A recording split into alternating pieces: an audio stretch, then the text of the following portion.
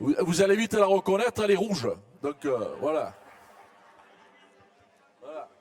Je vous le dis, c'est une sacoche rouge. Voilà. Et dessus, il y a le logo du Congrès. Donc, vous allez... Bon, pendant que vous cherchez, on va faire passer les deux derniers camarades sur le débat. Alors c'est Gérard Lebeau au micro numéro 2 et que se prépare Keller Pascal, pareil au micro numéro 2. Alors où il est le copain? Gérard, comme disait Coluche, où est Gérard? Voilà, allez, à toi Gérard. Oui, bonjour à tous. Moi, je voudrais revenir sur... Attends, Gérard, seul s'il vous plaît. Voilà, à toi Gérard. Oui, je voudrais revenir sur le rapport d'introduction de... Oh, ça y est, je ne me rappelle plus son nom. Non mais Baptiste son prénom, Jean c'est son deuxième prénom. Voilà, allez. J'ai pas bu de vin blanc tout à l'heure, je le jure. Oui, moi j'ai un regret. Bon, ça se voit, j'ai les cheveux blancs, je suis pas un perdreau de l'année, mais il a été peu question des retraités. Et Dieu sait que dans la CGT, ils comptent quand même, ils ont leur petite part de travail et puis d'entraînement aussi, de temps en temps, même souvent. Alors voilà le regret que j'ai. D'une part, maintenant les regrets c'est terminé, on n'en parle plus. Il y a une chose aussi qu'a parlé Baptiste et bien d'autres aussi, c'est l'hommage aux victimes du 13-11. Il y en a eu d'autres avant. Il ne faut quand même pas l'oublier. Alors moi, à ce sujet, j'ai une proposition à faire. À savoir que dans ces gens qui ont perdu la vie, il y en a qui ont des enfants, qui sont aujourd'hui orphelins. Alors moi, ce que je propose à la présidence et au Congrès, bien sûr, c'est que pour aider ces enfants, Dieu sait que c'est pas l'argent qui rend, ça rend fou, oui, pour certains, même beaucoup, sont très atteints d'ailleurs, ceux du MEDEF, etc. Mais je propose que chaque congressiste mette la main à la poche et donne 2 € avant jeudi pour pouvoir aider ces enfants-là. Ça ne suffira peut-être pas pour eux, mais ça les soulagera quand même en partie. Bon, l'autre sujet, alors je ne sais pas si ça va être relayé et appliqué, j'espère que si, parce que ça ne demande pas grand effort, quand même. Voilà, alors est-ce qu'il y a besoin d'un vote ou est-ce que quelqu'un s'en charge et exécute les choses? On verra avec le bureau, c'est le bureau du Congrès qui va... D'accord. Ok. Bon, par contre, je veux revenir aussi sur le combat des syndiqués d'Air France. Pour une raison, personnelle, non, mais que j'ai partagée avec ce qu'on a appelé, nous, les cadres du MEDEF pour la Charente-Maritime. Ils ont été relaxés après bien des procès, mais seuls, ils ne s'en seraient pas sortis. C'est avec l'appui des camarades et de l'avocat que nous avons réussi à les faire relaxer.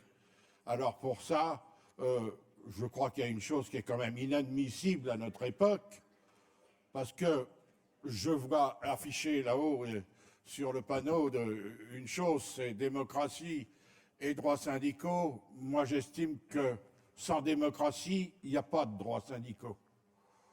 Et inversement. Alors, ça, c'est pour dire que quand même, il faut absolument défendre ces gens-là, mais ça va nous prendre du temps, de l'argent. L'argent, c'est peu de choses quand même quand il s'agit de ça. Mais c'est surtout le temps. Et le temps qu'on va utiliser à ça, c'est du temps qu'on n'utilisera pas pour combattre ceux qui nous font tant de misère et qui font oublier que nos grands-parents se sont battus pour avoir nos droits. Alors, je parlais des droits syndicaux et de la démocratie, car j'habite à La Rochelle. Si tu pouvais voilà, essayer de faire court, parce que ça a déjà passé. Vas-y. J'ai un petit point, puis fini. D'accord, vas-y. Parlant de démocratie, Actuellement, le maire de La Rochelle nous fait un coup de jarnac, pas qu'à nous, aux autres syndicats, je parle aux autres centrales syndicales, c'est qu'il a décrété qu'il nous délogeait de la maison des syndicats. Sans maison de syndicat, je ne vois pas comment on peut travailler parce qu'on n'a pas les moyens de se payer des locaux avec tout ce qui s'y rattache. Alors, il nous a proposé, comment dirais-je, avec certitude et aplomb, les politiques sont comme ça, j'en ai par-dessus la tête de ces gens-là, comme beaucoup d'entre nous. Mais enfin, ils sont là. Mais un jour, bon. Il a décidé que pour un local de 1600 mètres carrés, il nous donnait plus que 900 mètres carrés, sans nous préciser qu'est-ce qu'il nous attribuait avec. Ça peut aller très loin. Mais qu'est-ce qu'il cherche? À casser d'abord le syndicat de la ville et ensuite les syndicats de sa commune. Comme ça, il aura la paix, il pourra faire ce qu'il faut. C'est, entre parenthèses, un radical de gauche. Heureusement. Merci. Pascal Kohler au micro numéro 2. Et après, on a fini les interventions. Allez, à toi, Pascal. Bonjour tout le monde. Alors, Pascal Kohler, secrétaire général du syndicat du Conseil régional de Lorraine. Je voulais simplement témoigner sur les luttes qu'on a menées et je voulais quand même porter le témoignage des camarades de Moselle, des luttes qu'on a menées avec tous les camarades de la CGT, notamment avec la Fédération, avec la CFR de Lorraine, les CSD de Lorraine, mais y compris les unions locales du département, même des autres départements limitrophes et des UD. Alors, le témoignage, il est très précis. On a terminé le dernier congrès à Ajaccio, rappelez-vous, avec le soutien aux camarades d'Amnéville. Et donc, on avait terminé ce congrès en appelant au soutien. Vous dire que ce syndicat, aujourd'hui, est première organisation syndicale à Amnéville, qu'ils ont plus de 40 adhérents, qu'ils ont une vie syndicale et qu'ils viennent d'intégrer le collectif d'animation de la CSD Moselle. Vous dire aussi que sur Saint-Avold, on a 4 camarades qui sont discriminés depuis 2012. Le maire vient d'être condamné en appel pour discrimination syndicale. 3 camarades qui faisaient partie donc, du bureau directeur, qui font toujours partie du bureau directeur. Le maire a été condamné à 8 000 € d'amende. Donc l'appel, la délibération est tombée, il ne peut plus faire appel, ça a été jugé au mois d'octobre. Ils viennent de décrocher aussi, après les élections professionnelles, des places au CTP. Et maintenant, la CSD Moselle est tenue de les soutenir pour les aider à construire donc, une véritable syndicale à la ville de Saint-Avold. Et c'est toujours pas facile. Et terminé par la ville de Hayange, pour vous dire que donc on est en plein dedans. Le syndicat, les syndiqués, le secrétaire général de la ville d'Hayange sont attaqués par le maire d'Hayange, FN, je le rappelle. Et au menu, on est sur de la discrimination syndicale, de la diffamation et de l'entrave au droit syndical. Alors, je conclurai par ça, c'est que la partie immergée de l'iceberg, c'est que les camarades se mettent en activité sur le département et sur la région. À côté de ça, on a de multiples syndicats aussi qui sont, qui sont à la lutte pour au moins maintenir les droits si ce n'est pas gagner des revendications. Et donc, il faut, voilà, je suis là pour positiver, vous dire qu'on peut toujours gagner et il faut mener la lutte. Merci. Merci, Pascal.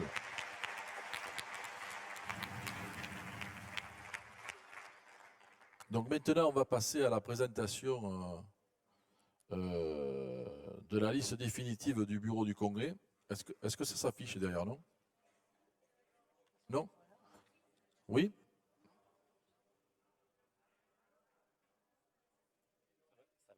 Ça va s'afficher. Voilà. Ça y est, vous la voyez? Voilà. Est-ce que vous le lisez? Je vous les... Vous les voyez? Voilà. Je vous les relis, mais je ne vais pas les avoir dans l'ordre alphabétique, hein. Voilà, parce qu'on m'a donné un papier. Alors, je vous rappelle, Baptiste Talbot, Christophe Couder, Philippe Mouchel, Sylvie Montandon, Nathalie Métier-Niclès, Malika Bekay, Laurence Bernard, Fabien Barrière, Anne-Marie Laspoujas, Karine Guichard et Fatia Mamèche. Commission des mandats.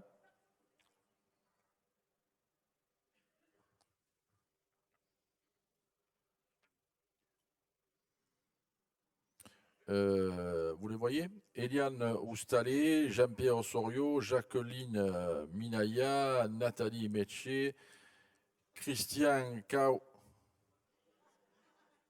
Kawasaki? Je te laisse Kawasaki.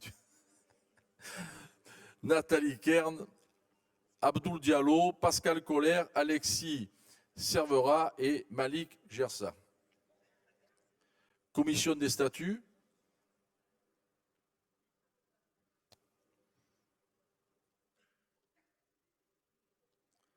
Voilà. Nathalie Dieudonné, Caroline Lacour, Agnès Volé, Josiane Guessel, Maxime Pérou, Édouard Jacotin, Bernard Hutin et Mireille Elori.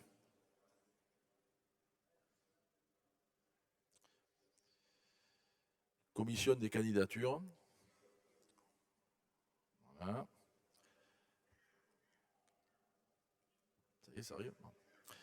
Didier Dumont, Philippe Mouchel, Mireille Pelka, Magali Badiou, Cyril Quinault, Jean-Jacques Pavelec, Léocadie Cagnard, Damien Martinez, Christelle Domain, Jean-Noël Trembourg, David Baudin, Benjamin Gossy, Laurence Marquez, Séverine Leblanc, Sylvie Vollet, Jean-Pierre Castellon et Jean-François Béal. Voilà. Sont invités au bureau du Congrès tous les jours les présidents de séance et les intervenants du jour. Voilà. Et à rappeler, je crois que ce soir, il y a une réunion du bureau, c'est ça? Ou non? Bon, ça va. Demain matin, la réunion du bureau est à 7h30. Voilà. Je vais maintenant donner... voilà. Maintenant, je vais donner la parole à Sylvie Guinan sur le rapport du bilan d'activité. À toi, Sylvie.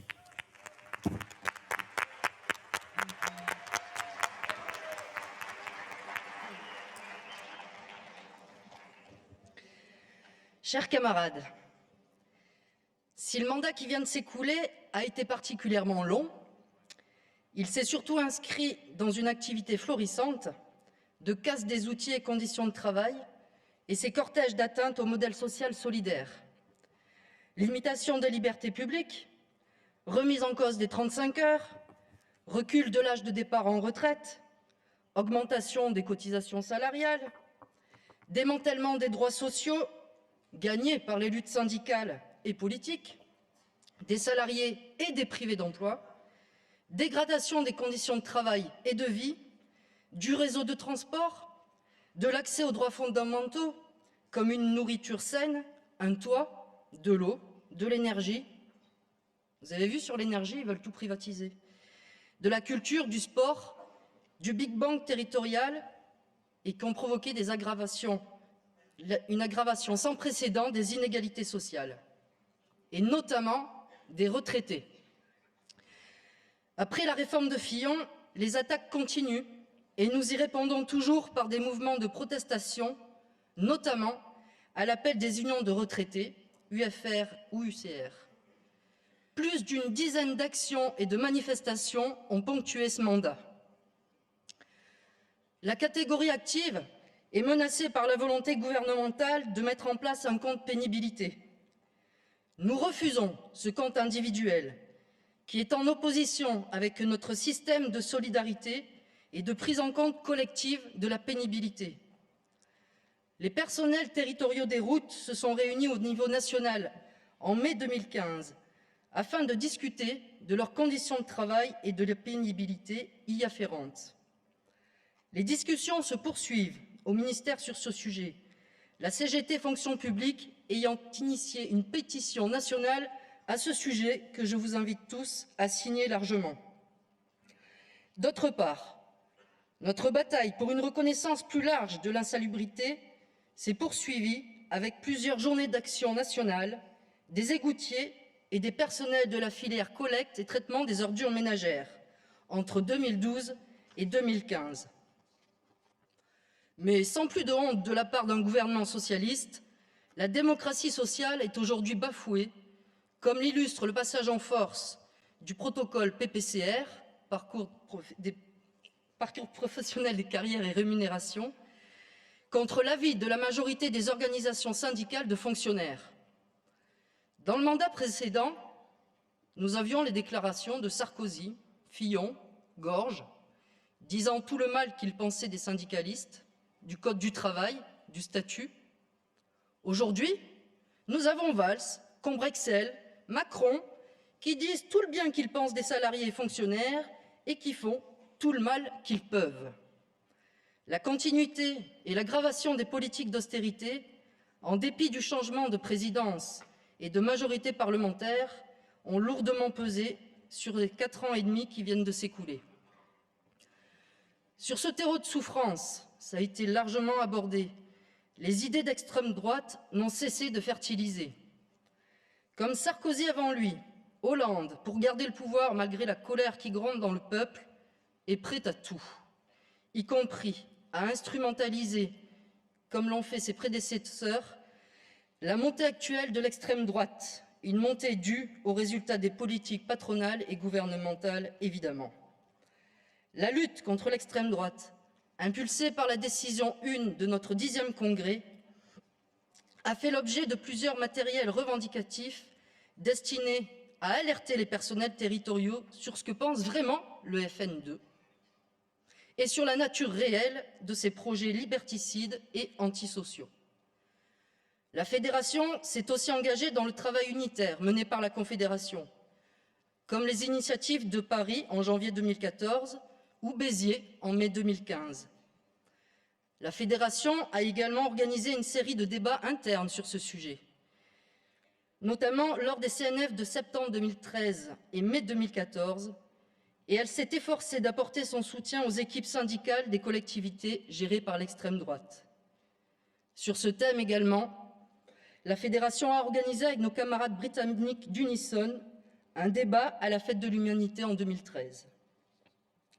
Actrice majeure de la conquête de nos libertés fondamentales, de nos garanties sociales, la CGT combat au quotidien cette répression inacceptable. Au vu des événements récents qui frappent tristement la fin de notre mandat, il est plus que jamais nécessaire de construire le dialogue avec les trop nombreux syndiqués, salariés qui se trompent de colère en glissant un bulletin FN dans les urnes. Les considérer comme perdus serait une lourde erreur qui ne profiterait qu'à nos ennemis. Pour contrecarrer le populisme, nous devons aussi en combattre les causes, à savoir le chômage, la précarité, l'austérité salariale et le lean management, l'abandon de pans entiers du territoire, la casse de l'industrie et des services publics, le détricotage de la protection sociale, du droit du travail, des choix fiscaux qui multiplient les cadeaux aux plus riches. Tout au long du mandat, c'est ce qu'ont fait avec force les syndicats de la Fédération. Des centaines de mobilisations, d'actions, de grèves ont permis au plan local non seulement de parer les coûts portés par le gouvernement et nos employeurs, mais aussi de gagner des avancées sur l'emploi, les conditions de travail, les rémunérations, les titularisations, les moyens consacrés aux services publics, sur la démocratie sociale. Dans les collectivités territoriales, dans les offices publics de l'habitat, les sociétés HLM, les entreprises de l'eau et de la thanatologie, fonctionnaires, agents non titulaires, salariés, se sont battus avec détermination. Les actions ont été particulièrement nombreuses contre la précarité. La loi du 12 mars 2012, dite loi Sauvadet, à 6 mois de l'échéance prévue de sa fin de plan, c'est-à-dire au 12 mars 2016, a permis seulement, selon la DGAFP, 18 000 titularisations. On est très loin d'une résorption massive, comme le demandait la CGT. Du fait de son caractère restrictif, cette loi n'a pas permis la titularisation de centaines de milliers d'agents, dont certains avaient l'ancienneté requise, mais des employeurs différents, ou qui étaient sur des emplois non permanents. Cette loi n'a surtout obligé en rien les collectivités à fermer le robinet de l'emploi précaire. Elle a eu au contraire des effets pervers. comme la non-création de postes pour intégrer les agents non titulaires éligibles, le licenciement de ces agents à l'occasion de la fin de leur stage, la fin de contrat avant l'échéance des 6 ans nécessaires à la CDIsation, première étape avant de passer au plan de titularisation. Une autre raison tient aux conditions financières de reclassement, notamment pour les agents de catégorie A et B. Et en effet, le décret d'application, paru 8 mois après la loi, quand même, organisait cette perte de rémunération, mais surtout a été publié très tard, le 22 novembre 2012, soit 8 mois après la publication de la loi, ce qui a fait prendre un retard de pratiquement 1 an pour que les gens soient éligibles. La fonction publique CGT, c'est-à-dire donc notre fédération, l'UGFF, la Fédération de la santé et de l'action sociale, a obtenu d'inscrire la prorogation jusqu'au 12 mars 2018 dans la loi de déontologie actuellement en discussion au Parlement, ainsi que d'autres mesures, notamment la prise en compte de l'ancienneté, quel que fût l'employeur. La bataille, plus que jamais, doit s'amplifier sur ces questions en s'appuyant sur ces avancées. Nous ne lâcherons rien, ou, pour reprendre l'expression du camarade, nous, on reprendra tout. Les réformes territoriales entreprises par Sarkozy, on en a parlé, poursuivies et amplifiées par les lois MAPTAM et NOTRe en particulier, le gel du point d'indice depuis 2010 et les orientations budgétaires qui réduisent les moyens des collectivités à peau de chagrin ont été les 3 leviers marquants du mandat socialiste à ce jour, pour détricoter la fonction publique et tenter d'enterrer une conception de démocratie sociale et solidaire en la remplaçant par une organisation territoriale éloignée du citoyen et répondant aux exigences de mise en concurrence des territoires et de construction d'un nouveau modèle libéral pour construire une France des métropoles, aux ruralités désertifiées, cumulant toutes les richesses sur quelques territoires structurés autour de forteresses conçues pour mener la guerre du mondialisme économique.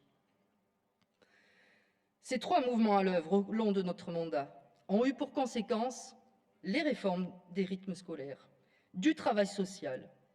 Je citerai les psychologues, les travailleurs sociaux, les sages-femmes, les infirmières, les personnels des PMI, les animateurs, les aides-SEM, du logement, réforme des SDIS, de la police municipale. Tout cela a provoqué des luttes de partout et nationales. Ils ont provoqué des pertes de pouvoir d'achat inédites pour les agents, moins 14,10% de perte de pouvoir d'achat pour nous, depuis entre 2000 et 2015. Ça a provoqué aussi l'aggravation des suppressions de postes ou des externalisations, des transferts de services entiers ou morcelés. De ce fait, l'exercice des missions publiques est mis à mal, la précarité des non-titulaires perdure et les conditions de travail des agents se dégradent. En ce début d'automne, les projets de budget 2016 de l'État, des collectivités territoriales ou encore de la sécurité sociale sont des indicateurs forts d'une nécessaire mobilisation d'ampleur à venir. Avec son lot d'atteintes aux libertés syndicales, assorties de violences policières comme à Grenoble, lors du rassemblement des sapeurs-pompiers, qui se sont soldées par des blessures très graves de nos camarades jusqu'à l'invalidité, les luttes ont été rudes et longues. Elles se sont amplifiées, Baptiste l'a dit, ces dernières semaines et se poursuivent durant notre congrès dans des dizaines de collectivités. Je ne vais pas les citer car j'en oublierai, mais nous pouvons applaudir et encourager nos camarades en action.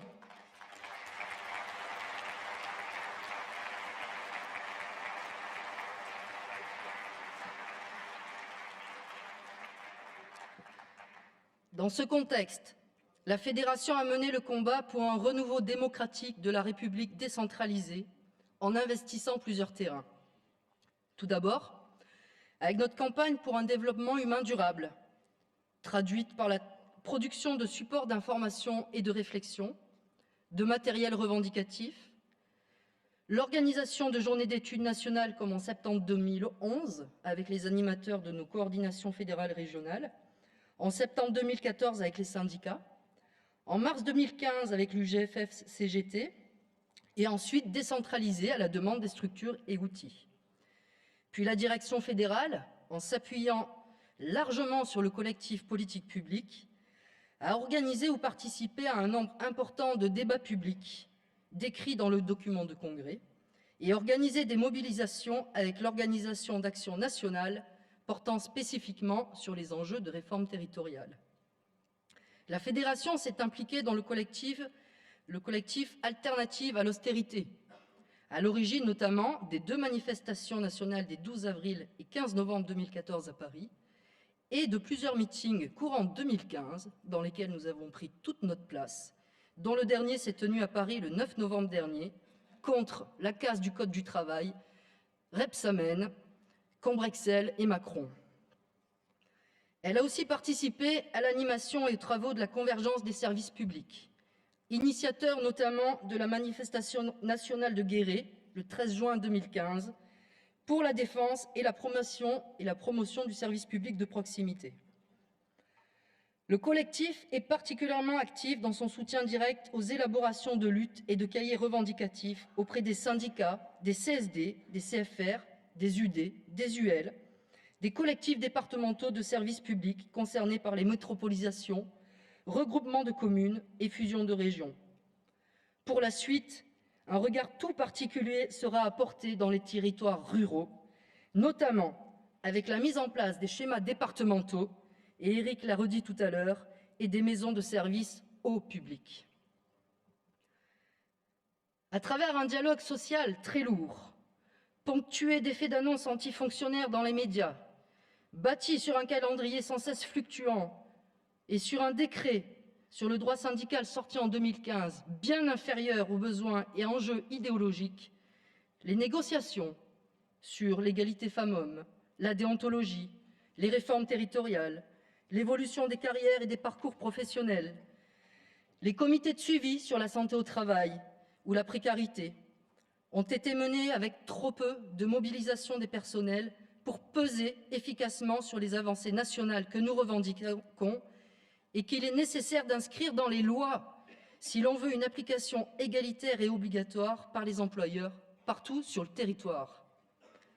Pourtant, guidés par le travail d'analyse des collectifs et secteurs fédéraux, par notre mémorandum, notre travail d'élaboration revendicative interversant, l'excellente production argumentaire de nos élus et mandatés en Conseil supérieur, CNFPT, CNRACL, Conseil commun de la fonction publique, nous avons une matière riche, juste, socialement et réalisable. Mais cela ne suffit pas à convaincre. Nous ne sommes pas avec Lewis Carroll, mais avec Macron. Il faut du monde dans la rue pour briser leur délire capitaliste et imposer nos rêves d'une société plus équitable, bien réelle, eux. Comment, à partir des luttes importantes qui se passent en territoire, fédérer pour peser massivement sur les causes du mal? Et comment, à partir des enjeux nationaux, informer et mobiliser? Le travail mené par le collectif Eau est à ce titre exemplaire, reposant sur de longues années de bataille d'idées. Pour rappel, 3 notions sont phares. L'eau est un droit commun à l'humanité et tout être humain doit y accéder. L'eau doit donc relever du domaine public et être exclue de l'accord général sur le commerce et les services. L'eau doit être portée par une politique d'emploi public à la hauteur des enjeux. La Fédération a participé à de nombreuses réunions publiques et conférences tant localement qu'au niveau national pour faire connaître le projet CGT d'un service public national de l'eau et l'impulser du local au national. Puis la démarche a pris une dimension européenne et mondiale avec le soutien et l'implication du secteur international et Europe. C'est ainsi que notre fédération a pris toute sa place dans le Forum alternatif mondial de l'eau qui s'est tenu à Marseille en mars 2012, ou encore à la conférence internationale organisée par la région PACA quelques jours avant ce forum. Un 4 pages fédéral a été édité pour faire connaître nos positions dans toutes nos réunions, tant vis-à-vis des citoyens, des associations, des partis, des élus, que des instances syndicales de la CGT, UD, UL, et des organisations syndicales françaises et internationales. Il est dans le matériel remis. En ce qui concerne l'assainissement, un travail conjoint entre le collectif retraite et protection sociale, les élus CNRACL et le collectif eau a été mené par les égoutiers. En effet, une étude réalisée par l'INSERM et le service de médecine professionnelle de la ville de Paris a démontré que les personnels travaillant dans les réseaux d'égouts ont une espérance de vie réduite de 17 ans vis-à-vis de la population française de référence officielle de l'INSEE. Certes, ces agents bénéficient de la catégorie C, c'est-à-dire insalubre, leur permettant d'ouvrir des droits à la retraite de manière anticipée dès 52 ans. Mais la réforme des retraites de 2010, qui a augmenté l'âge d'ouverture des droits de 50 à 52 ans, a également allongé le nombre d'années de service à effectuer dans le réseau d'égouts pour bénéficier de ce droit. Cumulé avec une mesure prise par la CNRACL suite à la réforme de retraite de 2003, imposant un temps de 800 heures passées dans les réseaux souterrains, les nouvelles conditions imposées par la dernière réforme privent en réalité un grand nombre d'égoutiers de ce départ anticipé. Suite à leurs actions, une première mesure prise par la CNRACL, une première victoire a été obtenue, permettant la prise en compte pour le calcul de l'ouverture des droits du temps de travail dans les réseaux souterrains inférieur à 800 heures. Mais notre revendication perdure. Obtention du régime de l'insalubrité pour tous les personnels travaillant dans les réseaux d'assainissement sans aucune notion de temps annuel. D'ores et déjà, pour gagner sur des sujets de portée nationale, la question de notre qualité de vie syndicale et en lien celle de la formation de nos militants et syndiqués ressortent comme des priorités fortes pour les années à venir en termes de pistes de travail. Une meilleure coordination du travail très productif et de qualité des collectifs fédéraux est également à réfléchir. Élément fondamental de la qualité de vie syndicale, la formation syndicale est l'outil indispensable de toute activité revendicative. Elle outille pour être acteur. L'un des modules travaillés durant le mandat par le secteur fédéral en particulier mérite d'être largement dispensé, à la fois pour connaître les statuts de la fonction publique, leur histoire et la nôtre, savoir se projeter dans d'autres utopies comme le furent en leur temps les congés payés, et appréhender tous les enjeux liés aux réformes environnantes. Elle permet aussi de découvrir la formidable idée d'un statut unifié. Ou comme le nouveau module casque, élaboré avec le collectif fédéral pour une appropriation de la revendication sur la reconnaissance statutaire, absolument indispensable aujourd'hui, pour impulser la mise en place de référents en territoire et pour la création de casques partout. De même, l'enjeu d'un travail syndical mené prioritairement au plus près des agents est identifié comme un axe déterminant. Il est devenu décisif de mieux évaluer le temps qui doit être consacré à notre fonctionnement interne ou au dialogue social mis en place par nos employeurs, pour laisser peut-être aussi un peu cette place essentielle, trop souvent oubliée en raison des charges de travail qui pèsent sur les élus et mandatés syndicaux, de la lecture. Et en particulier de notre presse syndicale, fédérale, comme le service public, le guide, notre site, la lettre fédérale, et la presse confédérale, Ensemble, Option, la NVO en sont quelques-uns. La campagne pour que chaque syndiqué soit abonné a porté ses fruits, mais il y a encore des marges de manœuvre certaines. Depuis le CNF des 14 et 15 octobre 2015, un nouvel instrument de connaissance et de culture populaire de notre organisation est à disposition des militants. L'Institut d'histoire sociale fédérale, présidé par Philippe Coinet. Puisse cette association nourrir l'activité fédérale dans toutes ses dimensions et être nourrie par elle. Connaître l'histoire du mouvement syndical, c'est assimiler l'expérience des générations passées pour mieux comprendre les conditions nouvelles et innover en intégrant tout l'acquis de la classe ouvrière. Les outils cherchent à s'adapter donc au mieux des réalités et des besoins des bases, mais sans y parvenir toujours. Les questions de diffusion et de gaspillage ont leur importance. Qu'il s'agisse de questions revendicatives ou de qualité de vie syndicale, elles ne pourront que mieux se régler en accentuant nos efforts pour donner la place aux jeunes, à leurs réflexions, leur vision de la communication et de l'organisation et leurs espoirs encore tout neufs. Dès l'élaboration du plan de travail de la CE issu d'Ajaccio, nous nous sommes inscrits dans une démarche interprofessionnelle. Mandat a été donné aux plus jeunes camarades de la CEF pour intégrer le collectif confédéral et la Fédération syndicale européenne des services publics. Cette démarche a rapidement porté ses fruits en apportant des éléments d'expérience et d'analyse qui ont permis d'élaborer la feuille de route, qui pointait comme étape une implication des jeunes membres de la CEF dans les rencontres confédérales jeunes, en territoire et dans le collectif confédéral. Un seul camarade a pu assumer cet objectif. Il a participé à 5 réunions régionales organisées par la Confédération. Le mandat a été marqué par notre participation fédérale à environ 15 réunions, donc à la FSESP, et cela devait permettre de pérenniser les contacts, de repérer des camarades pour renforcer le collectif fédéral qui, pour répondre aux objectifs des jeunes, doit être constitué de jeunes. Deuxième étape, le renforcement. Le besoin de la fédération a dû passer après les besoins en territoire et ça se comprend. En construction, le processus pour fonctionner doit s'appuyer sur l'implication des syndicats en termes de mise à disposition de militants qui sont, entre guillemets, rares, en dessous de 35 ans, et par conséquent vite occupés dans leur territoire prioritairement. L'enjeu du renforcement reposerait sur une CEF rajeunie. Troisième étape, le développement de collectifs jeunes dans les territoires. Le Congrès devra débattre, lors des ateliers de mise en œuvre des décisions, jeudi, de la structure ou de l'outil le plus pertinent pour ce faire. Faut-il créer absolument des collectifs fédéraux?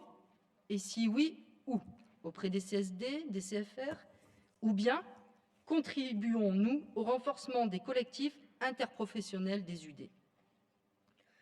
Malgré un mandat ainsi placé sous le signe de l'austérité, des atteintes aux libertés, des manipulations sociétales qui n'épargnent pas la CGT, des sections et syndicats à la direction fédérale, nous avons été combatifs. Le contexte global, certes très difficile, ne doit pas occulter la combativité des travailleurs des services publics, la ténacité de leurs syndicats CGT, leur capacité à gagner quand le rapport de force a pu être élevé au niveau nécessaire. Ainsi, les luttes ont été victorieuses pour titulariser de nombreux agents non titulaires grâce à des plans locaux. Nous avons maintenu le paritarisme dans la quasi-totalité des collectivités, obtenu le retrait du jour de carence, rétabli la cotisation du CNFPT à 1%. Et comme vous le savez, ce que les uns tentent de faire sortir par la porte, d'autres les font re-rentrer par la fenêtre. La bataille est de nouveau devant nous. Nous avons maintenu la gratuité des logements de fonction pour les gardiens d'immeubles, obtenu des règles nouvelles pour mieux intervenir sur les conditions de travail, imposé des lieux de concertation avec les organisations syndicales et imposé un document d'impact sur les transferts dans les fusions de régions.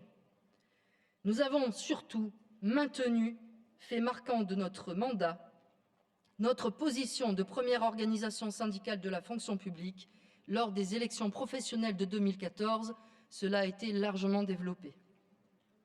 Deuxième fait historique, la création du Conseil commun de la fonction publique, revendication historique des 3 versants CGT de la fonction publique. Ces victoires, dans un contexte aussi dur, doivent nous encourager. Avec ces syndicats, notre fédération se doit d'être lucide mais ambitieuse pour trouver les moyens de relever les défis de l'heure, en s'appuyant sur ses points forts et en s'attachant résolument à affronter ces difficultés. C'est à ce prix que nous pourrons gagner une évolution sérieuse du point d'indice. Concernant les réformes territoriales, financement solidaire et pérenne des collectivités locales et lutte pour le statut unifié comme garantie du service public, constituent les fondements de notre bataille revendicative pour le service public et les personnels qui le font vivre au quotidien.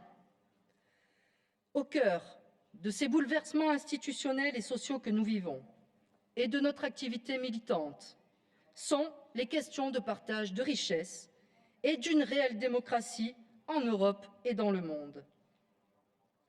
Ces sujets dépassent nos frontières.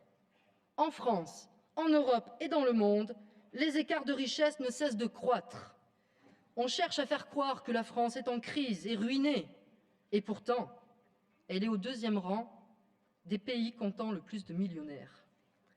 Il ne s'agit donc pas d'une crise, mais d'un prétexte de la classe des riches pour s'accaparer davantage encore les faibles ressources des plus pauvres. La CGT, depuis 120 ans, est internationaliste. C'est la conception qui anime la CGT, notre fédération et son secteur international. Au-delà de nos affiliations à la Fédération syndicale européenne des services publics et à l'Internationale des services publics, l'activité internationale, ce sont aussi les jumelages organisés par nos syndicats, les messages adressés par la Fédération à nos collègues et camarades en lutte dans le monde, la participation de la Fédération aux manifestations de soutien au peuple brimé et à la paix, aux euromanifestations syndicales, et c'est aussi le partenariat très fort entre la Fédération et l'association France-Palestine Solidarité et notre contribution à des actions de solidarité avec le peuple palestinien. Aujourd'hui, plus qu'hier encore, nous avons besoin de renforcer nos soutiens et de résolument s'engager pour la paix, d'unir nos forces humanistes pour gagner un monde humain durable. Vive l'international, vive la CGT.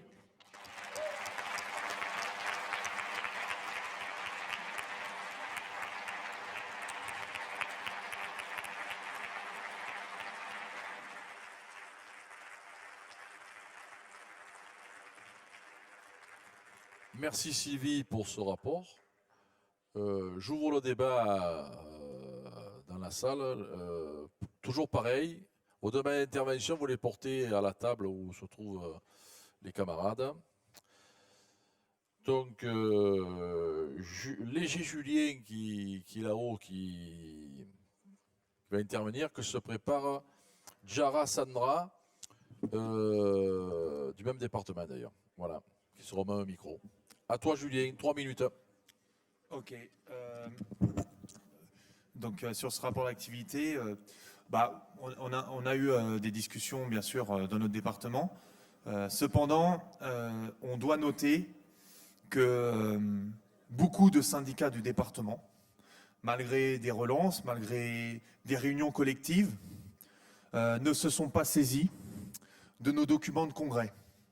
Je ne sais pas si c'est une réalité qui est partagée par beaucoup de départements ou si du coup on a été les plus mauvais sur ce coup-là, mais c'est une réalité. De nombreux syndicats de département, quand on les a appelés jusqu'encore au dernier moment avant de partir, nous disent, que ce soit sur le rapport d'activité ou que ce soit sur le reste, on n'a pas de consigne de vote, débrouillez-vous. On doit se le dire quoi, on doit tout se dire dans un congrès. C'est aussi dans cet état d'esprit-là qui se travaille ce congrès. Alors il est important que notre rapport d'activité soit lucide sur nos réalités. Nos réalités, c'est quoi? C'est des réussites et c'est des échecs. La note générale, le ton général de ce rapport, il renvoie beaucoup les responsabilités à ailleurs, à d'autres, à des éléments extérieurs. Et il y a peu de place pour la remise en cause factuelle. Enfin, c'est un sentiment à la lecture. Cependant, on peut aussi s'appuyer sur effectivement des faits qui sont réels dans le rapport. La CGT des territoriaux et de la Fédération des services publics, elle ne pèse pas rien. Elle représente quelque chose dans le pays. Elle a gagné les élections malgré des reculs. Mais donc c'est un point d'appui, un encouragement à pouvoir aller encore plus loin. C'est-à-dire que nous avons la confiance des salariés et des agents. Donc nous devons nous en servir comme un point d'appui pour aller plus loin. Et là, sur cette question essentielle de la réforme territoriale, essentielle, historique, cette réforme territoriale, elle va remodeler complètement l'organisation de la République et vous pouvez être certains, les camarades, que dans 10 ans, les services publics territoriaux n'auront plus du tout la même figure, la même utilité à la population que celle qu'on connaît aujourd'hui si on les laisse faire. Et donc du coup, si c'est historique, Notre attitude, nos décisions, elles doivent être aussi historiques. On ne peut pas dire que c'est historique et ensuite avoir une attitude. Donc, est-ce qu'on considère les uns les autres qu'on a tout fait pour fédérer nos efforts et nos luttes? Est-ce qu'on ne peut pas faire un peu mieux? Est-ce qu'on ne peut pas prendre une initiative forte à l'issue de notre congrès? Est-ce qu'on ne peut pas réfléchir à ça? Donc je pense que notamment nos ateliers doivent pouvoir déboucher jeudi sur quelque chose de très fort en direction des collègues. Ensuite, il faut faire progresser l'idée d'un mouvement qui s'enracine, qui a 10 chances de progresser pour gagner.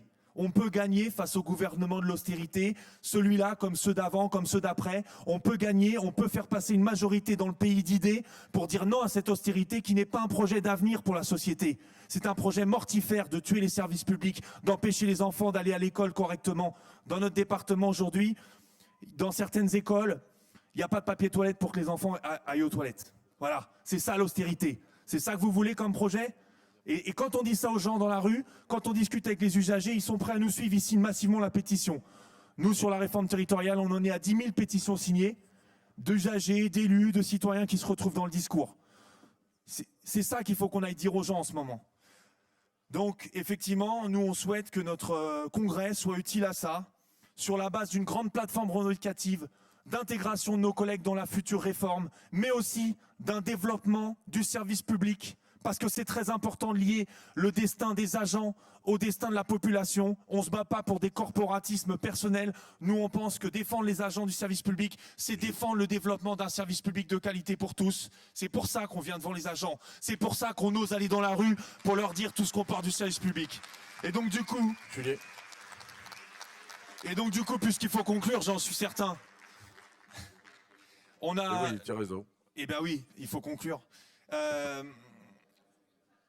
On vous propose, on demande au Congrès de s'inspirer de ce qui marche. L'idée étant pas de dire la fédération est en échec sur telle ou telle question et venir torpiller. C'est pas ça l'idée. L'idée étant de dire au contraire, nous avons su faire une pétition d'un haut niveau, signée par des centaines de milliers de collègues, contre la journée de carence et la remettre ensemble au ministère pour gagner le retrait. Quand est-ce qu'on lance la grande pétition alternative sur la réforme territoriale qu'on fera signer à 200 000, 300 000, 400 000 habitants dans le pays pour se battre contre cette réforme tous ensemble et exiger son abrogation? Voilà merci, ce qu'on propose. Voilà, merci Julien.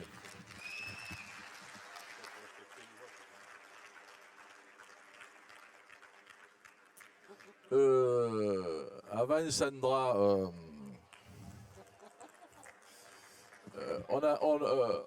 on a plus d'intervention après. Hein. Donc, si vous avez l'intervention, menez-les rapidement aux camarades pour qu'elles puissent nous les faire repasser. Voilà. Sandra, à toi. Donc, bonjour, c'est Sandra. Donc, depuis plus de 4 ans, la précarité n'a fait qu'augmenter. Malgré la loi sur la résorption de l'emploi précaire, beaucoup d'employeurs contournent celle-ci en ayant recours à des systèmes de vacation, de CDI à temps partiel ou pire encore de contrats de volontariat.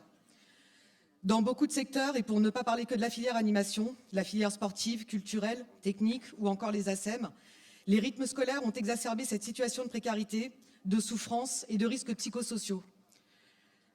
Partout où c'est possible, nous devons obliger les employeurs à respecter le statut. Partout où c'est possible, nous devons mettre en demeure les collectivités qui font porter la désorganisation des TAP en laissant sous silence le manque de moyens, de personnel porté par les acteurs de l'éducation. Car oui, l'éducation populaire n'est pas un coût, mais c'est un investissement, gage d'avenir. Et malheureusement, l'actualité ne cesse de nous le rappeler avec violence. Merci. Sébastien Cravero. Voilà, toi, oui. Des Bouches-du-Rhône au micro numéro 1. Après Sébastien, j'ai plus personne. Hein. Alors, si vous devez intervenir, donnez vos interventions rapidement parce qu'après, on va clore. Là. À toi, Sébastien. Voilà. Bonjour à tous. Donc, je voulais faire une petite intervention. C'est écrit là. Par rapport donc à la réforme des collectivités territoriales, je pense qu'on a oublié certains détails. On en est déjà en train de vivre une vraie casse des services publics. Ça, je pense que tout le monde a commencé à le toucher du doigt. Mais il faut rappeler que 17% des petites villes ont eu recours par obligation à l'externalisation des services publics.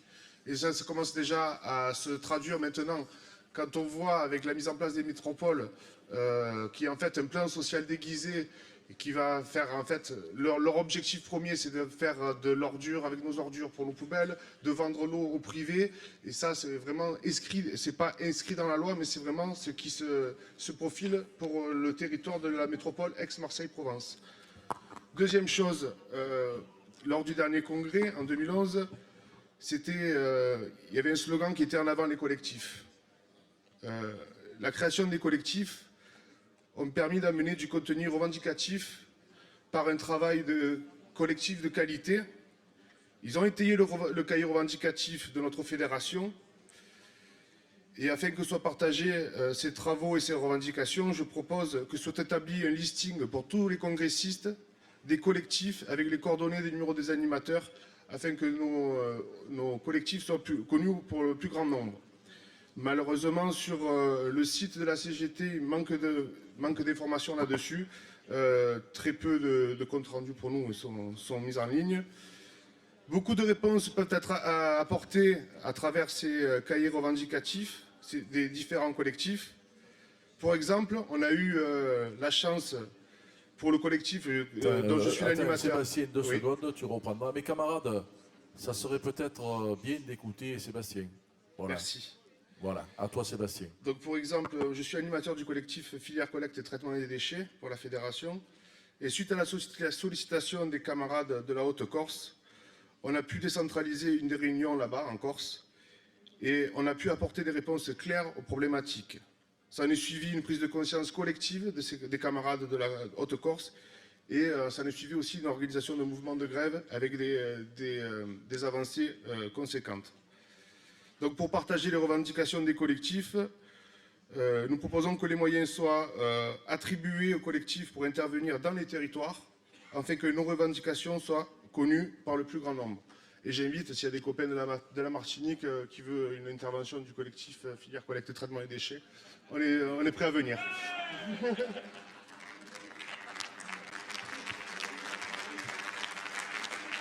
Merci Sébastien. Voilà.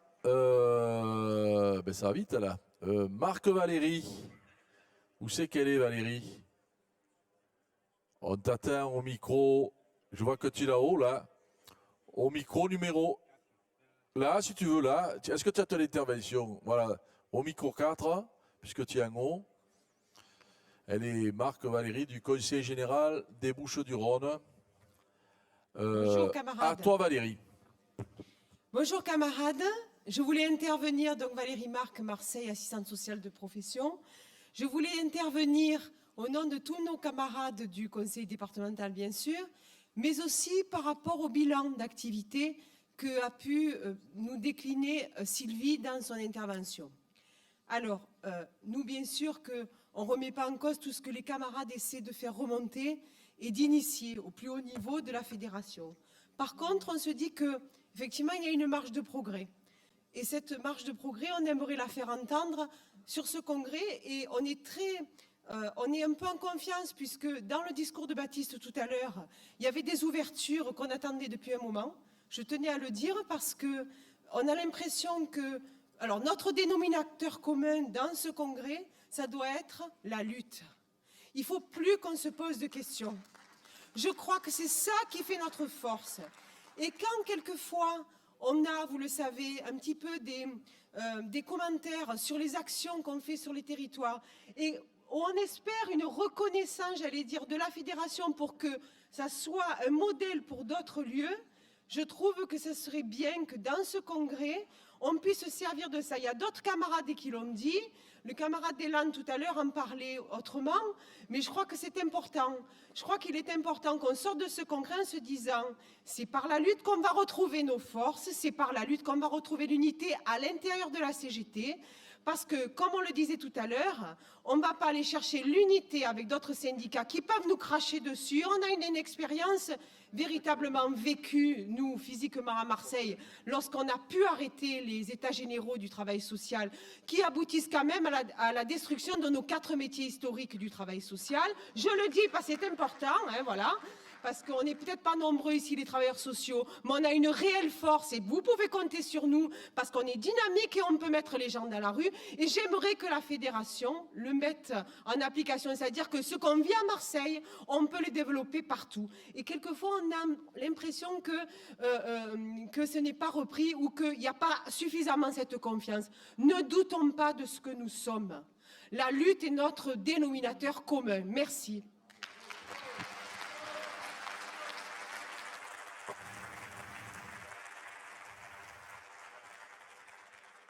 Merci Valérie. La parole est à Didier Dumont. Je ne te vois pas. Voilà, au micro numéro 4.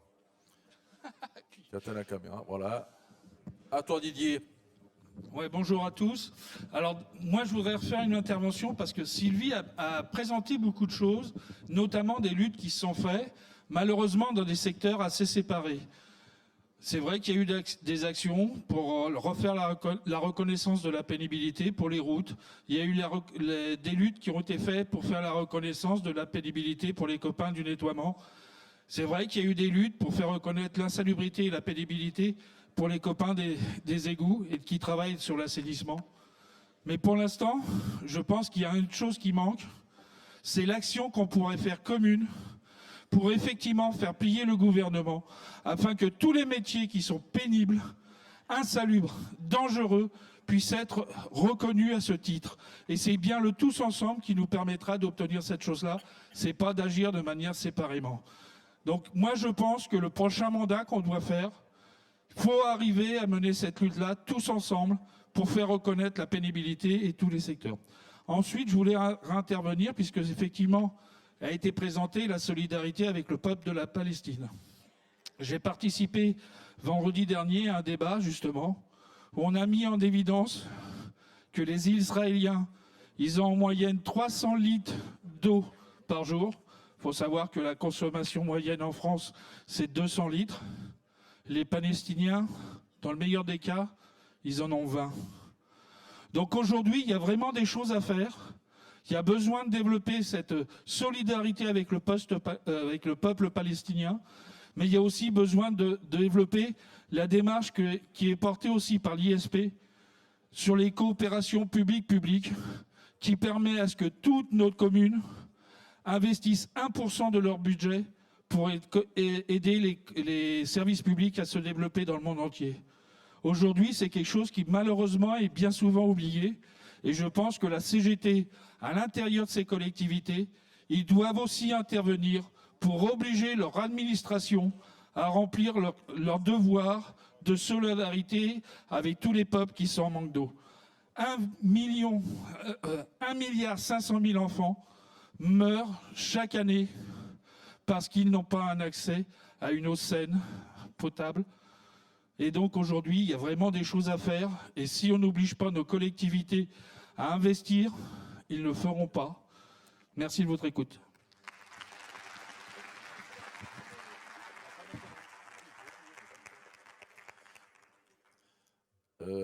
Merci Didier. La parole est à Richard Attelin-Catherine de la Haute-Saône. Ça va être au micro numéro 1. Ici, là. Voilà, tu descends. Voilà. Tu attends que le caméraman arrive. Hein. Voilà, parce qu'il fait des pas aujourd'hui. Putain, c'est dur. Hein. Et c'est que le premier jour. Hein, alors tu vois. Enfin. En plus, c'est lourd. Conditions de travail, mon ami. J'espère que c'est nickel à la CGT. À toi, Catherine. Alors, Catherine Richard-Attalin, Habitat 70 pour la délégation Franche-Comté. Dans le bilan d'activité, Sylvie a souligné qu'il y avait des attaques de toutes parts concernant notamment le logement social et c'est sur cela que je voulais rebondir. La casse annoncée. Et vous dire, mes chers camarades, il n'est pas loin l'appel poignant de l'abbé Pierre ou l'hiver 54, de sa voix empreinte d'émotion. Il nous disait: cette nuit, une femme vient de mourir gelée à 3 heures du matin sur le boulevard Sébastopol. Serrant sur elle le papier par lequel, avant-hier, on l'avait expulsée. Hiver 54. Ce discours, chers camarades, avait réveillé les consciences. Si depuis, des logements décents, destinés aux plus démunis, ont été construits, bien qu'en nombre insuffisant, un autre danger pèse aujourd'hui sur le logement social, attaqué de toutes parts par les gouvernements successifs, avec des réductions drastiques, des aides au bâti que l'on appelle aide à la pierre, des aides à la personne que l'on appelle APL. Et cela concernera, mes chers camarades, également l'APL pour vos enfants étudiants, pour nos parents en logement senior et pour nous-mêmes. Avec les lois Allure, les lois Notré, qui octroient davantage de compétences aux offices de l'habitat, nos gouvernants donnent ainsi les moyens financiers d'investissement supplémentaires pour faire rentrer de l'argent dans les caisses, mais en contrepartie, ils se désengageront du versement de ces aides. Avec les mots clients, agence immobilière, commercialisation et taux de remplissage des immeubles, chers camarades, nous sommes bien, bel et bien, dans une logique de rentabilité et non plus dans un service public de qualité rendu aux plus démunis d'entre nous. Certes, loger les plus démunis d'entre nous n'est pas une fonction régalienne, mais c'est le droit au logement, c'est un droit fondamental et constitutionnel. Et à bien y réfléchir, le logement social n'est pas une marchandise. La crise économique et le chômage sont venus dégrader plus encore la situation financière des locataires et multiplier les dramatiques expulsions de familles et de familles avec des enfants. Devant la noblesse de notre tâche, nous devons informer, convaincre, répéter encore et encore qu'un autre modèle dans l'habitat social est possible avec une volonté farouchement affichée de tous les acteurs sur le terrain. Et je réaffirme devant vous, mes camarades, que le logement social ne devra jamais devenir une marchandise ordinaire, livrée en pâture aux chiens affairistes de l'immobilier, comme le voudraient nos dirigeants, de quelque bord qu'ils soient. Les mots sont forts, chers camarades, mais l'enjeu est de taille.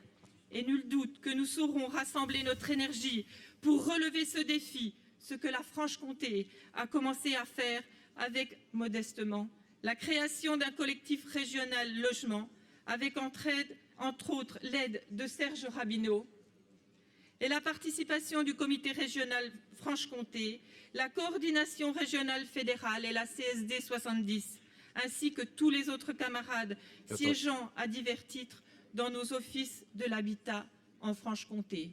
Je vous remercie. Merci Catherine.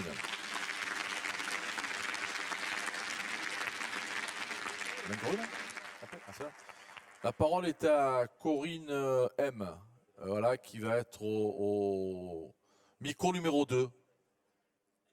Voilà. Elle est de Saint-Martin-d'Hères, dans l'Isère. Voilà, non, il est devant. Voilà. Bonjour. Donc, Corinne Aimé du syndicat des territoriaux de Saint-Martin-d'Hères. Donc, et aussi, je suis professeure de violon et je suis aussi secrétaire pour tout l'enseignement artistique en France et au Saint-Paul CGT. Donc, moi, je voudrais d'abord remercier Sylvie pour son rapport d'activité très complet et remercier aussi tous les membres de la CE sortante pour tout le travail qui a été fait parce que je pense que c'est quand même important, c'est un gros travail.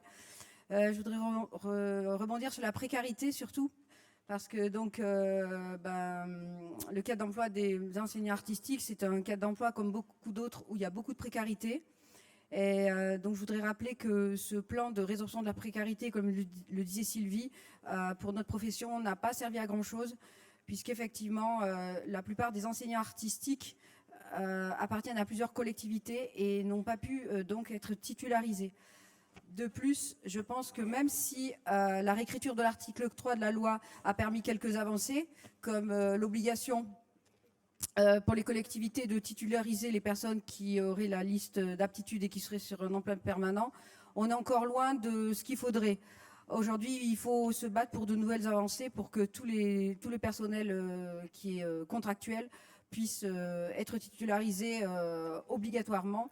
Et donc, il faut qu'on se batte vraiment beaucoup pour ça. Et je pense aussi qu'il faut lutter pour que les concours soient organisés plus régulièrement. Par exemple, pour notre cadre d'emploi d'enseignant artistique, depuis 2011, il n'y a pas eu de concours. Ça veut dire qu'on a des agents qui ne peuvent pas rester plus de 2 ans normalement contractuels, comme c'est dit dans la loi, mais qui en même temps ne peuvent pas se présenter à des concours. Donc en gros, ils se font virer au bout de 2 ans. Donc ça ne devrait pas être possible dans la fonction publique territoriale. Il faut absolument que les concours soient organisés et il faut se battre pour. Quant à la possibilité d'étendre les titularisations jusqu'à 2018, moi je voudrais dire que j'y crois pas du tout. Je pense que c'est une grosse arnaque parce que il y avait des conditions qui étaient quand même drastiques pour être titularisé, donc notamment d'être en poste avant le 1er avril 2009 si je me souviens, parce que ça date de 2012 donc ça commence à être un peu vieux.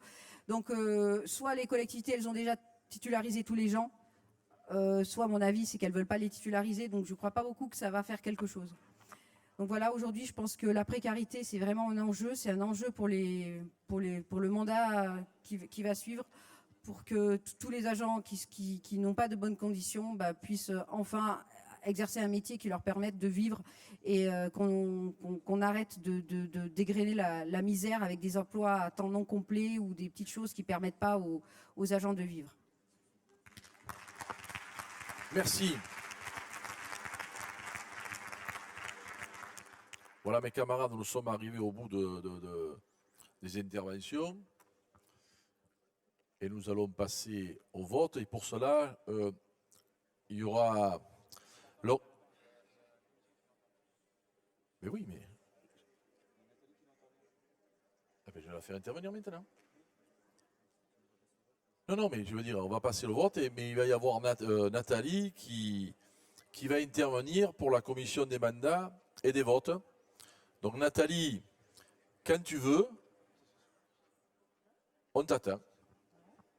C'est ça que je voulais dire. On va passer au vote maintenant. Tu avais peur,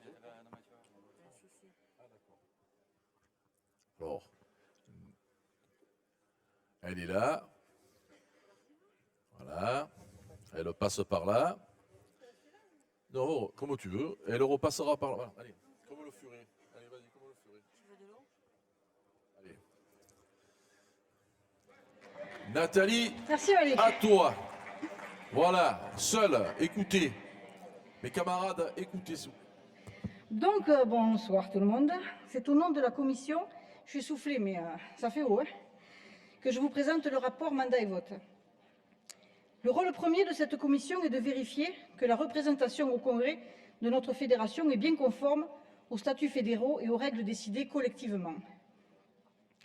Pour ce faire, la Commission soumet à l'approbation du Congrès dans ce rapport le nombre de voix disponibles dans le Congrès. Ainsi, elle pourra vérifier et valider toutes les opérations de vote. Dans un premier temps, et avant de vous donner la photographie réelle des délégués participant au 11e Congrès, il nous semble important de faire un retour sur la démarche collective qui nous a conduits à Poitiers ce jour. La commission mandat et vote fédérale et son pilotage a été validée lors de la commission exécutive fédérale des 15 et 16 janvier 2015 et elle s'est mise au boulot très rapidement. Les dates, c'est important, on va y revenir tout à l'heure. Nos objectifs ambitieux, offensifs et volontaristes ont été validés par la CE fédérale et le Comité national fédéral, avec notamment la construction des délégations représentatives de la diversité du salariat, des syndicats et syndiqués de la Fédération des services publics, et une volonté clairement affichée de donner toute leur place aux femmes et aux jeunes. À ce titre, la CE fédérale et le Comité national fédéral ont validé que le nombre de délégués était fixé à 400. La parité avait comme objectif 60% de femmes, ce qui devait assurer la participation de 240 femmes. Le rajeunissement avait comme objectif 25% de moins de 35 ans. On est jeune longtemps à la CGT. Ce qui devait assurer la participation de 100 jeunes. Le catégoriel A, B, C avait comme objectif une participation de 12% d'affiliés UFIT, soit 48 camarades. Prioriser les délégués n'ayant pas ou peu participé à un congrès. diversifier les cadres d'emploi, les filières publiques et privées du champ fédéral, eau, logement, etc. Pour rappel, lors du 10e congrès à Ajaccio, il y avait 350 délégués de prévus, 300 effectifs, dont 51% des délégués étaient des femmes, et un peu moins de 6% des délégués avaient moins de 30 ans. Nous vérifierons dans la deuxième partie de ce rapport si nous avons progressé et surtout si nous avons atteint les objectifs fixés. Conformément à nos statuts, des décisions de la CEF et avis du CNF, le nombre de voix dont dispose chaque syndicat a été calculé sur la base des cotisations réglées via Cogetise au 1er septembre 2015 au titre des exercices 2012, 2013 et 2014. Nous y reviendrons tout à l'heure. L'article 11 des statuts fédéraux précise que le nombre et la répartition par département des délégués au Congrès sera déterminé par la Commission exécutive fédérale sur les bases ci-après. Assurer aux syndicats dans chaque département un nombre de délégués par référence à leur nombre d'adhérents, assurer la représentation de tous les syndicats qui ne pourraient avoir une déléguée directe de manière qu'ils puissent prendre part à tous les votes et les décisions du Congrès. Les CSD, en accord avec les syndicats, prennent toutes les dispositions utiles en vue de l'élection de ces délégués et leur permettre ainsi de débattre sur tous les points mis à l'ordre du jour du Congrès, de décider du mandat qu'ils confieraient aux délégués qui porteraient leur voix. C'est bien en application de nos statuts que la commission mandat et vote a impulsé la mise en œuvre de cette démarche, notamment pour favoriser le mandatement et le travail en commun entre organisations et syndicats, avec pour ambition d'organiser un vrai congrès fédéral de syndicats avec des syndiqués impliqués. L'objectif d'un congrès préparé en amont avec les syndicats, avec les syndiqués, en sollicitant leur implication, n'est pas une nouveauté dans la CGT. On pourrait même dire que la nouveauté aurait été d'y parvenir réellement partout. Mais à la vue du nombre de remontées d'amendements, on peut dire que cette conception de préparation de congrès a fait son chemin et que de plus en plus de syndicats s'impliquent dans le avant et sont vraiment ainsi partie prenante de leur congrès fédéral.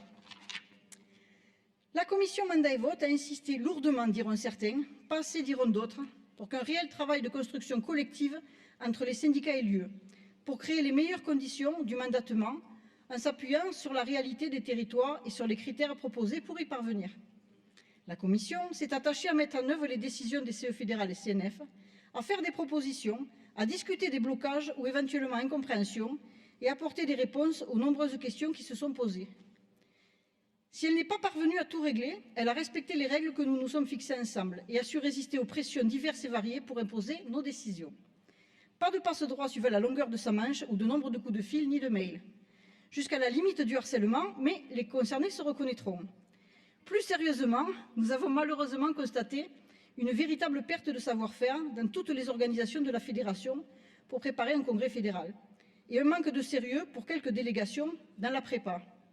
Il faut savoir qu'une poignée de départements nous ont communiqué aujourd'hui la répartition des voix. Bonjour les débats préparatoires. Allez, je vous donne des chiffres. Ce sont plus de 120 délégués qui ont été refaits aujourd'hui, dont les fiches ont été refaites aujourd'hui. Il y a un vrai besoin de formation syndicale quasi obligatoire, surtout en matière de qualité de vie syndicale, mais là est un autre débat. Les travaux de la commission mandat et vote ont impulsé différentes relances téléphoniques, mails, parfois en doublon, mais dans l'objectif d'être entendus. Et dernièrement, un mémo spécial pour les CFR, pour le bon déroulement des congrès, a été élaboré. L'objectif, donc c'est le cahier du délégué que vous avez eu dans vos chemises. L'objectif a pour but une meilleure appropriation du congrès par les délégués en incluant la préparation et les suites avec les comptes rendus et la mise en œuvre des décisions prises ensemble, d'où le super cahier dans vos pochettes.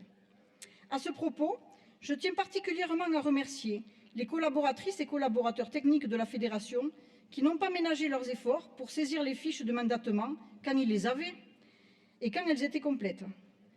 Elles ont dû faire face à des difficultés d'ordre technique, expression gentille pour dire qu'on est très mauvais en rigueur, dues à des renseignements de fiches incomplètes qui ont eu de lourdes conséquences sur les conditions de leur travail et sur la gestion des réservations d'hôtels. Ces difficultés ont été exacerbées par le fait que nous avons constaté que beaucoup d'informations cogicielles n'étaient pas à jour concernant l'adresse, le syndicat, voire même le sexe ou encore la date de naissance. Je ne vous parle même pas du cursus formation syndicale ni responsabilité. Certains délégués n'avaient tout simplement pas été enregistrés dans le cogiciel. Pour information, il en manque encore 9000, soit 11% de nos adhérents qui ne sont toujours pas dans le cogiciel. Pour mémoire, sa mise en place date de 2000. 15 ans après, donc, sa mise en place, Voilà le constat qu'on doit faire aujourd'hui. Force est de constater que de trop nombreux syndicats ne l'utilisent pas, nous privant ainsi d'un outil qui nous permet de disposer d'informations importantes pour notre activité, pour améliorer notre qualité de vie syndicale. Cet enregistrement de camarades conditionne aussi, par exemple, l'envoi du journal ensemble à tous les syndiqués. Bien qu'il ne soit pas parfait, loin s'en faut, nous devons donc faire là aussi un effort sur la tenue du cogiciel en aidant à une meilleure prise en compte par les syndicats, par l'information et la formation syndicale. Dès lors, nous avons essayé de tenir le calendrier fixé par la CE fédérale et le CNF. Mais compte tenu des retards pris pour la désignation des délégués, la Commission a proposé de repousser certains délais pour permettre l'atteinte de nos objectifs de participation. Malheureusement, pour diverses raisons, tous nos objectifs n'ont pas été atteints. Même s'il est apparu un véritable volontarisme de certains pour tenir les objectifs, voire les dépasser, sur représentation de femmes et des jeunes notamment, certaines délégations restent encore trop peu féminines, d'autres n'ont laissé que peu de place aux jeunes ou aux camarades du secteur privé. Bref, d'un département à l'autre, il y a eu pas mal d'inégalités. Je vous propose maintenant de passer aux modalités de vote et à la photographie du 11e Congrès fédéral. Juste avant cette photographie, je vous propose de regarder l'état de nos forces organisées. Au regard des éléments fournis, nous progressons de 4 170 FNI en 2014 depuis l'exercice de 2011.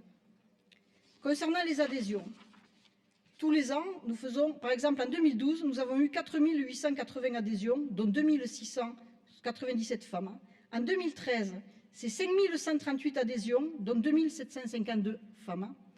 En 2014, c'est 6 149 adhésions, dont 3 456 femmes. Tout ça pour vous dire que dans nos adhésions, ce sont près de 55 à 56% de femmes qui adhèrent à la CGT, mais qu'il faut prendre en compte que sur les 5 ans, on en perd 60%. C'est quelque chose qu'il faudra qu'on médite tous ensemble. Conformément à nos statuts, aux décisions de la CE, les voix sont calculées sur la base des règlements de cotisation 2012, 2013, 2014, versés à Cogetise. Le nombre de délégués mandatés et présents au Congrès sont au nombre de 384 ou 385, parce que ça dépend à quel moment arrivent les fiches, on a un près. Le nombre de voix disponibles, eu égard du mode de calcul de voix, est de 76 598 voix. Le nombre de voix représentées par nos délégués est de 75 296 voix, qui représentent 98,% des voix disponibles. Donc le Congrès peut donc valablement délibérer. Il y aura 2 types de votes pendant le Congrès. Un vote à main levée pour lequel chaque délégué compte pour un, carton coloré à votre dispo, et un vote par mandat pour lequel le ou la déléguée porte les voix des syndicats qui il ou elle représente, qui s'effectue à la majorité simple, soit 50% des voix plus une. Il a été demandé aux coordinateurs régionaux de désigner au sein de leur délégation un référent pour faire remonter les votes ainsi que pour dispatcher les délégations sur les 2 ateliers de la mise en œuvre des orientations. Ils seront les seuls habilités à transmettre les bulletins de vote aux membres de la commission qui assureront avec eux le suivi des opérations du comptage électronique évaluées par notre prestataire. Alors juste à ce moment-là, vous donner quelques informations supplémentaires. Vu qu'il y a eu quand même certains syndicats ou certains départements qui ont amené le portage des voix aujourd'hui, voire qui ne l'ont pas mené du tout et qui a dû être fait pour qu'ils ne perdent pas la totalité de voix arbitrairement en désignant, certains camarades, là, m'ont fait remonter que les bulletins n'étaient pas bons. C'est-à-dire que certains camarades ne portaient pas les voix des personnes concernées ou vice-versa. Donc ce que je vous propose, afin d'éviter toute polémique, c'est que les bulletins que vous avez aujourd'hui, vous n'en teniez pas compte, pas le bulletin orange, j'entends, mais le bulletin jaune, blanc, que tous les bulletins, quelqu'un les ramasse, et que ce vote, avec les bons bulletins, avec les bonnes affiliations, vous les ayez demain matin dès l'ouverture. Ce qui permettra que chacun vote avec les voix qu'il porte réellement. Mais pour ça, il faut que tous les bulletins soient réimprimés ce soir. Ça veut dire que tout ce qui est des observations à faire, il faut que vous montiez à la commission mandat et vote pour les faire notifier, pour que l'équipe de ce soir puisse remettre à jour tous vos délégués. Je ne vous dis pas le bordel, hein. Je continue, on finira cette discussion juste après. Concernant la photocopie... Concernant la photographie du Congrès, qui sommes-nous? D'où venons-nous? Où travaillons-nous? Pour 210 d'entre vous, c'est votre premier Congrès fédéral. Votre rôle est important avant et pendant le Congrès. Vous représentez 55,4% des délégués. Nous comptons parmi nous 178 femmes, soit 46,5%. Je ne vous fais pas un dessin, nous sommes très loin de nos objectifs. la place des femmes recule de 5% par rapport au dernier congrès fédéral.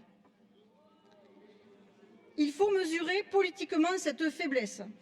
Il est urgent de penser la place des femmes dans l'organisation, pas seulement la veille des congrès, mais tout le temps, parce que, et c'est valable pour tout, reculer dans nos orientations est plus facile que d'avancer, et chasser le naturel, il revient au galop. Le monde est masculin, et si l'égalité existe sur le papier, elle n'est pas encore œuvrée dans le monde du travail en matière salariale, tout comme chez nous en matière de responsabilité. Combien de secrétaires généraux femmes dans nos syndicats, nos UD, nos comités régionaux? Combien d'animatrices femmes dans nos CSD, nos CFR? À noter que parmi les adhésions de femmes, ce que je vous ai dit tout à l'heure, 60% des nouvelles adhésions que l'on fait sont des femmes. Quelle place leur donnons-nous dans la CGT? Nous entendons encore trop souvent qu'elles ont des enfants à charge, comme si les hommes n'en avaient pas. Les stéréotypes ont la vie dure et c'est quotidiennement qu'il faut se battre pour les combattre. La CGT a joué et joue un rôle important dans sa volonté d'intégrer l'égalité femmes-hommes dans toute sa stratégie et sa pratique. L'égalité femmes-hommes n'est pas un slogan, elle doit devenir réalité pour tout. Il faudra, dès la sortie de ce congrès, prendre le taureau par les cornes et régler dans nos structures pour donner aux femmes les moyens de pouvoir militer, y compris dans certaines petites baronnies masculines. Ce n'est pas l'affaire que des femmes, parce que c'est aussi aux hommes de faire ce choix sur l'égalité. Dans la vie, au travail et dans la CGT. J'arrête sur mon côté féministe. Maintenant, je vais parler des vieux. La moyenne d'âge du congrès est de 47 ans. Elle était de 45 ans au 10e congrès. Concernant la place des jeunes, là aussi, nos difficultés persistent. Seuls 14% d'entre vous ont moins de 30 ans. 14, pas pour cent, 14 délégués ont moins de 30 ans. Soit au total 37 délégués qui ont moins de 35 ans, soit 11,6% des délégués au Congrès. On peut applaudir les jeunes qui ont eu le courage de venir jusqu'ici.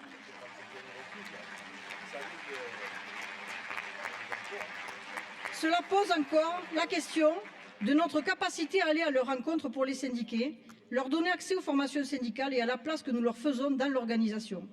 Combien d'entre eux sont en situation d'exercer des responsabilités et de diriger? Les jeunes doivent trouver toute leur place dans la CGT et de suite, d'autant que lorsque l'on regarde parmi les adhésions réalisées en 2012, nous constatons que 12,5% d'entre elles concernent des jeunes de moins de 35 ans. C'est important et on ne les retrouve pas en responsabilité. On reviendra sur cette question lors de la table ronde de mercredi sur syndicalisation. Nous avons besoin de consacrer plus de temps à la jeunesse, d'en faire une priorité de notre activité, nous enrichir de leur dynamisme et leur réflexion, gagner leur engagement dans l'action collective pour leur donner espoir et ambition pour des jours meilleurs.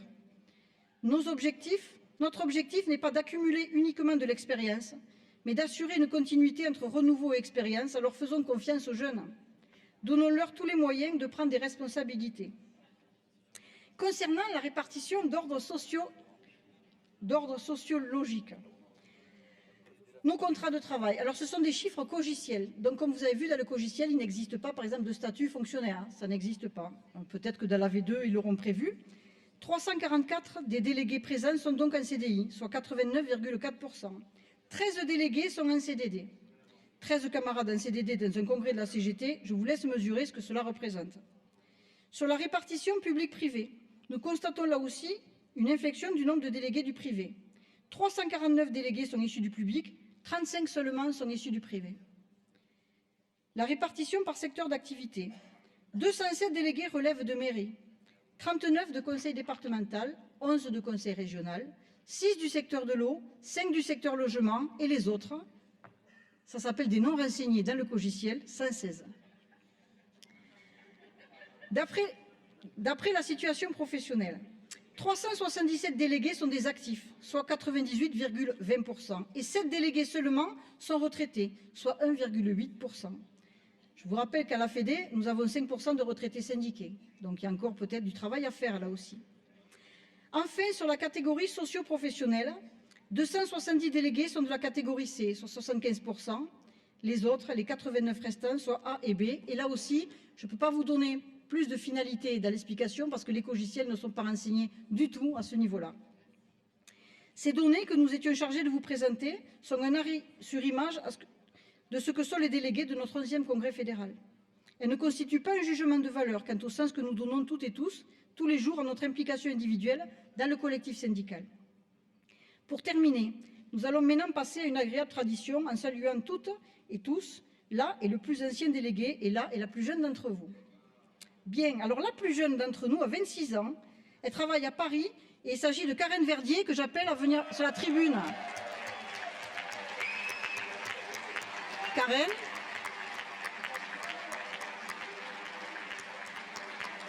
Tu peux descendre, Karen, viens. On a peu de... Tu veux pas? Bon, allez là-bas au milieu. Le plus jeune est originaire de Saint-Nazaire. Il a 24 ans et il s'agit d'Alexien Quilacroix.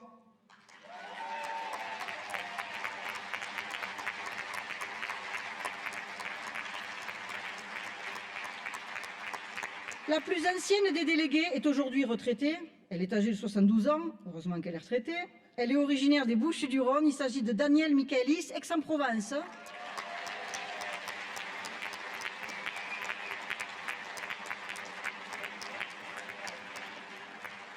Le plus ancien est un camarade qui profite depuis plusieurs années aussi d'une nouvelle vie, qui est à la retraite. Il a 70 ans, il était fonctionnaire à La Rochelle. Il s'agit de Gérard Lebeau, qui est par là, parce qu'on l'a eu au téléphone. Voilà. Donc, au nom de la Commission, nous tenons à remercier toutes celles et tous ceux qui ont mené dans l'ombre, dans les syndicats, les départements, au siège de la Fédé, et qui ont contribué à votre présence à ce 11e congrès, y compris les collaborateurs techniques, et j'insiste, de la Fédération, pour tout le travail accompli dans des conditions pas toujours faciles. Vous pouvez les saluer, car bien souvent, ils et elles sont en première ligne pour répondre à vos multiples sollicitations.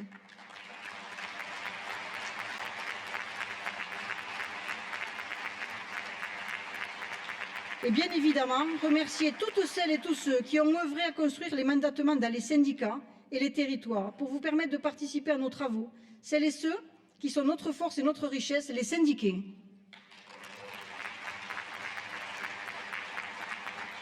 Donc vous avez donc, vous, les délégués au 11e congrès, la responsabilité de travailler dans le respect de nos engagements respectifs, de les représenter le plus fidèlement possible pour une CGT encore plus forte, plus efficace et plus solidaire. Je vous invite maintenant à vous prononcer sur ce rapport par un vote à main levée avec vos mandats pour valider ainsi la légitimité de ce congrès qui, je vous rappelle, est composé de 384 délégués représentant 75 296 voix et qui représente 98% des voix disponibles. Vive le 11e congrès de la Fédération et vive la CGT.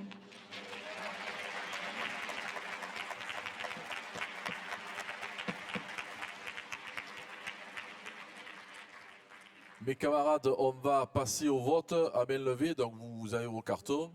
Par contre, les responsables de délégation, je pense qu'on va voter, vous prenez le tout, vous redescendez le tout. Ce n'est pas la peine de faire comme on a fait tout à l'heure.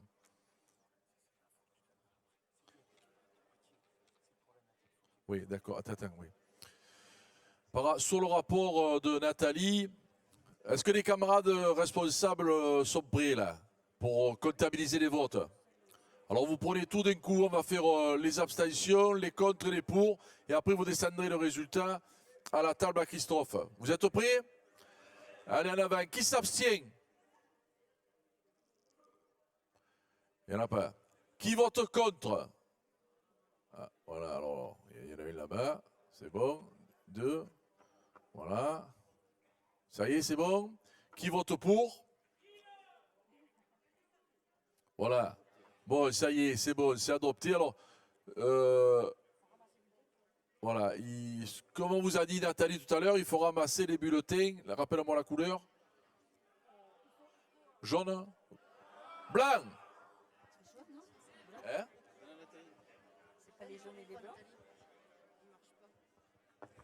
Non, je vous explique. Certains d'entre vous, sur vos fichiers, les fichiers orange que vous avez, la fiche orange, certains d'entre vous, vous vous rendrez compte qu'en haut, il n'y a pas où le bon département, ou voilà. Ceux-là, camarades, vous montez tout à l'heure à la commission mandat, où on prendra tout en note pour rééditer des bulletins. Et comme on ne peut pas rééditer que certains bulletins, je vous demande donc de rendre tous vos bulletins blancs aux responsables de délégation. Et demain matin, dès que vous arriverez, vous aurez dans vos chemises les bons mandats et les bons bulletins pour voter sur le bilan d'activité. Bon, par contre, attendez, ne partez pas, mes camarades, on n'a pas fini. Ne partez pas. Demain matin, 8h30, ici, parce qu'il va y avoir les votes. On va passer maintenant à l'élection de la présidence. Mes camarades, s'il vous plaît. Mes camarades, s'il vous plaît. Voilà, un peu de silence. Je sais que c'est dur, mais on arrive à la fin. On va voter donc la présidence de demain matin. Donc je propose à la présidence de demain matin, donc mardi 24, Mireille Pelka. Comme assesseur, Valérie Marc et Julien Léger. Voilà. Qui est pour? Voilà.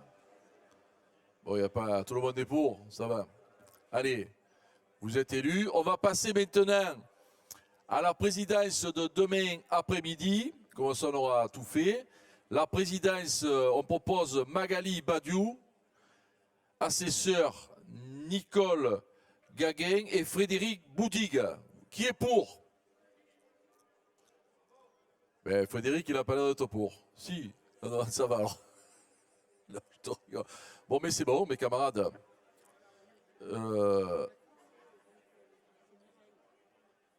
Demain matin, ici Mireille. Voilà. Alors, une petite information. Départ navette. Mais navette, c'est pour la Poitiers, là, pour les... Voilà, départ navette, 19h30 devant le Palais des Congrès. Retour. Mes camarades, 2 secondes. Bruno, assis-toi, là. Putain, c'est pas vrai, ça. Oh, Bruno. Voilà, arrêtez un peu, mes camarades. Après, vous allez demander. Retour de la navette, minuit au plus tard. Place du marché. Ne pas oublier les badges, parce que même, vous revenez pas ou vous partez pas. Voilà, c'est clair. Parce que vous ne rentrez pas sans badge dans le car. Voilà. Voilà, et c'est bon, c'est bon, c'est bon. Voilà. Ben écoutez, on donnera... non, les votes, non. À demain matin, la réunion du bureau. N'oubliez pas que les camarades, le bureau du Congrès se réunit demain matin à 7h30 et sont invités au bureau les 2 présidents de la journée et les intervenants.